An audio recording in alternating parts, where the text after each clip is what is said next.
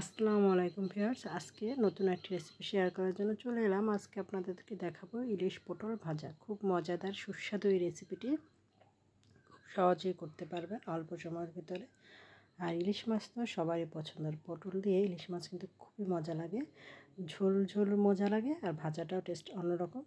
আমি ইলিশ পটল রান্না করার জন্য একটা আস্ত ইলিশ মাছ নিয়েছি, কিন্তু আমি এটা কিন্তু পুরোটা রান্না করব না। মাছটাকে বেশ বড় সড়োই আছে। মাছটাকে আমি ভালো করে পরিষ্কার করে কেটে নেব। মাছটা কাটা হয়েছে। এখন এই ইলিশ মাছটা 4 টুকরো আমি রান্না করব পটল দিয়ে। এজন্য 4টা পটল নিয়েছি আর ইলিশ মাছের 4 পিস নিয়েছি। পিসগুলোকে ভালো করে ধুয়ে নিয়েছি। এখন পটলের খোসাটা আমি ছাড়িয়ে নিচ্ছি। পটলগুলো ভালো করে ধুয়ে খোসাটা ছাড়িয়ে নেব। আর এটা কিন্তু আশা করি অনেকেই খেয়েছেন, যারা কখনো ট্রাই করেননি একবার ট্রাই করে দেখবেন, বেশ ভালোই লাগে। পটলের খোসা সব ছাড়ানোর পরে একটু ধুয়ে নেওয়ার পরে দুই মাঝখান থেকে কেটে তারপর চাকু দিয়ে একটু উপর থেকে একটু কেচে নিয়েছি, তাহলে এটার ভিতরে ভালোভাবে মশলা যাবে এবং খেতেও টেস্ট হবে। ইলিশ মাছের 4 পিস ভালো করে ধুয়ে পানিটা ঝরিয়ে নেওয়ার পর এখানে সামান্য লবণ, হলুদের গুঁড়া, মরিচের গুঁড়ো দিয়ে মাছটাকে মাখিয়ে নিব। আর এই মাছটা প্রথমে মাখিয়ে নেওয়ার পর এখানে মাছের ডিম আর পেটিটাও আমি নিয়েছি, এটা একটু মিশিয়ে নিচ্ছি যাতে মশলাটা দিলে এটাও টেস্ট ভালো। আর পটলগুলোও কিন্তু এই মশলার সাথেই মাখিয়ে নিব। ভালো করে মাখিয়ে নিলে আর পটলের টেস্টটাও ভালো আসবে।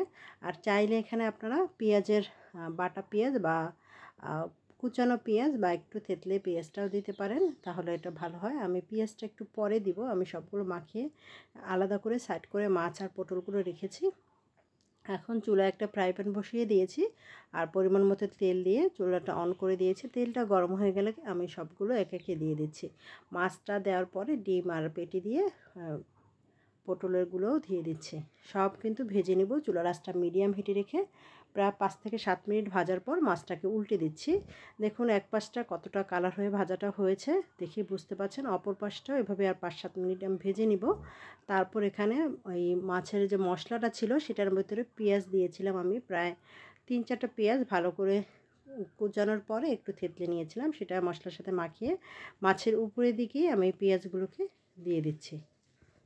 পেঁয়াজটা দিয়ে এখানে আমি মাছটা রান্না করার জন্য আমি কিছুটা অল্প কিছু পরিমাণে পানি দিব। তার আগে পেঁয়াজটা দিয়ে আমি 5 মিনিট ঢেকে এটাকে রান্না করেছি, তাতে ওই পাশটাও কিন্তু মাছের ভাজা হয়ে যাবে। আমি উল্টে না দিয়ে এখানে পরিমাণ মতো পানি দিয়ে দিয়েছি যাতে মাছটা ভালো করে সিদ্ধ হয়। আর মশলাটাও এমনভাবে পানিটা দিয়েছি যাতে মশলাটা মাছের ভিতরে ঢুকে যায়। আর এভাবে আমি প্রায় 10 থেকে 12 মিনিট রান্না করেছি। 10-12 মিনিট পর ফিরে এলাম। চুলার আঁচটা কিন্তু মিডিয়াম হিটে ছিল আর মাছের ঝোলটা কিন্তু বেশ খানিকটা টেনে গিয়েছে। আরও কিছুটা ভাজা ভাজা হবে, তখন চুলাটা আমি অফ করে দেবো। আমি একটু নেড়ে চেড়ে দিচ্ছি যে নিচ থেকে লেগে না যায় আলতোভাবে, কারণ মাছটা কিন্তু এখন অনেকটা নরম হয়ে গিয়েছে। আরও প্রায় 5 মিনিট আমি এভাবে ভেজে নিয়েছি। এখন 4-5টা কাঁচামরিচ উপর থেকে দিয়ে দিলাম, জাস্ট দেখতে ভালো লাগে। আর যাদের কাঁচামরিচটা এভাবে খেতে পছন্দ তারা দিয়ে নিতে পারেন। শেষে একটু দিলে কাঁচামরিচটা দেখতেও ভালো লাগে আর খেতেও ভালো লাগে। চুলাটা অফ করে দিয়েছি। মাছটা কিন্তু দেখে অনেক লোভনীয় লাগছে। আশা করি বাসায় রেসিপিটি ট্রাই করবেন। আজকের মতো এই পর্যন্ত। ধন্যবাদ সবাইকে, ভালো থাকবেন।